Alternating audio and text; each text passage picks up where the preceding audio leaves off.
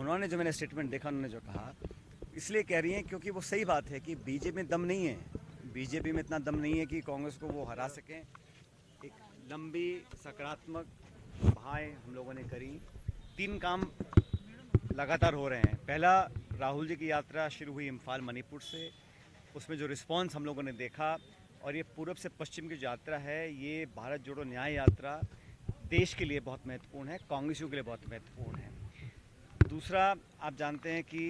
India alliance की लगातार हम लोग नेताओं से मीटिंग हमारी हो रही है और बहुत जल्द सीटों के बंटवारों पर अंतिम निर्णय लिया जाएगा। तीसरा, प्रदेश के अंदर हमारी प्रदेश इलेक्शन कमेटी, हमारी कोऑर्डिनेटर्स कमेटी, हमारे ऑब्जर्वर्स लगातार दिन भर, आज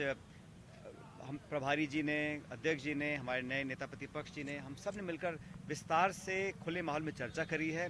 और हम सब ने मैंने सुझाव दिया है कि नौजवान लोगों को मौका मिलना चाहिए, लेकिन जो जीतने वाला उम्मीदवार है, क्योंकि आप सब जानते हो पिछले 2 चुनावों में कांग्रेस यहाँ पर सफलता प्राप्त नहीं कर पाई थी, लेकिन इस बार क्योंकि हमारा जो वोट शेयर है वो अच्छा रहा है विधानसभा चुनाव के अंदर, और नई सरकार जो भाजपा की बनी है, हालांकि बहुत शुरुआती दौर है, अभी कहना जल्दबाजी होगी, लेकिन जो संकेत मिल रहे हैं, जो इंडिसीजन का माहौल है, जो विकास के काम ठप पड़े हैं, पीडी अकाउंट बंद कर दिए, विकास को डेवलपमेंट करा नहीं पा रहे हैं, कन्फ्यूजन है, लगातार लोग धरने दे रहे हैं, आंदोलन कर रहे हैं, अभी से ही सरकार को बने 6 हफ्ते हुए नहीं हैं और माहौल ऐसे निर्मित हो गए हैं कि लोगों का विश्वास जो है डगमगा रहा है। इसलिए मुझे लगता है कि राजस्थान के अंदर अगर हम कोऑर्डिनेटेड कैंपेन हम बहुत जल्द चालू करने वाले हैं, सब नेता दौरे करेंगे, ऑब्जर्वर्स जिलों में जाएंगे,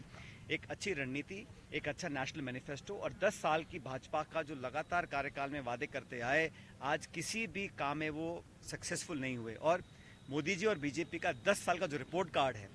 कोई मापदंड उठा के देख लीजिए आप, हंगर इंडेक्स, कुपोषण का हो, रोजगार का हो, नौकरी का हो, महंगाई का हो, उद्योग का हो, निवेश का हो, हर जगह वादा खिलाफी हुई है, जनता के साथ धोखा दिया है। और 10 साल के लंबे कार्यकाल में आज लोग तुलना कर रहे हैं मनमोहन सिंह जी के कार्यकाल में, जहां 14 करोड़ लोगों को हम लोगों ने गरीबी रेखा से ऊपर उठाया था, और इस 10 साल में जहां अमीर और गरीबी इतनी खाई बढ़ गई है, इसका कोई जवाब नहीं है। इसलिए सरकार को जवाबदेही तय करने के लिए कांग्रेस पार्टी पूरी तरह मुस्तैद है और एक प्रमुख मेन विपक्षी दल कांग्रेस पार्टी है, लेकिन देश भर में आज इंडिया अलायंस पार्टनर्स की जो पार्टियों का जो वोट प्रतिशत है वो 65% है और एनडीए का सिर्फ 35% है। इसको देखकर वो घबरा रहे हैं, इसीलिए लगातार मुद्दे ऐसे बना रहे हैं, भावनात्मक मुद्दे, जज्बाती मुद्दे, धार्मिक मुद्दे, लेकिन स्कूल, शिक्षा, चिकित्सा, सड़क निर्माण,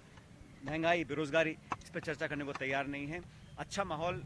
देश भर में एनडीए के खिलाफ बन चुका है और आज मीटिंग्स में हम लोगों ने निर्णय लिया है कि अतिशीघ्र जिम्मेदारी बांधकर, नेता छोटा हो बड़ा हो, हमारे अग्रिम संगठन हैं, बड़े नेता हैं, जिले के संभाग के, हम सब लोग जिलों में जाएंगे, सभाएं करेंगे, मोमेंटम बनाएंगे और हमारी कोशिश रहेगी कि टिकटों का जो निर्णय आप चाहते थे, हम भी एआईसीसी भी चाहती है कि हर प्रदेश में कांग्रेस पार्टी अपने उम्मीदवारों का चयन जल्दी करे ताकि उम्मीदवार को पर्याप्त समय मिले पूरा प्रचार करने के लिए। इसलिए बीजेपी के पास ना तो मुद्दे बचे हैं और ना रिपोर्ट कार्ड है, इसलिए आने वाले लोकसभा चुनाव के अंदर इंडिया अलायंस की सरकार बनना तय है। तो सर, अब लोकसभा चुनाव में फिर किस तरह से एकजुट होकर के आ रहा है? उन्होंने जो मैंने स्टेटमेंट देखा, उन्होंने जो कहा, इसलिए कह रही हैं क्योंकि वो सही बात है कि बीजेपी में दम नहीं है। बीजेपी में इतना दम नहीं है कि कांग्रेस को वो हरा सकें और बहुत सारे लोगों को अपनी पार्टी में लेकर आ रहे हैं, तमाम तरह की ईडी हो, सीबीआई हो,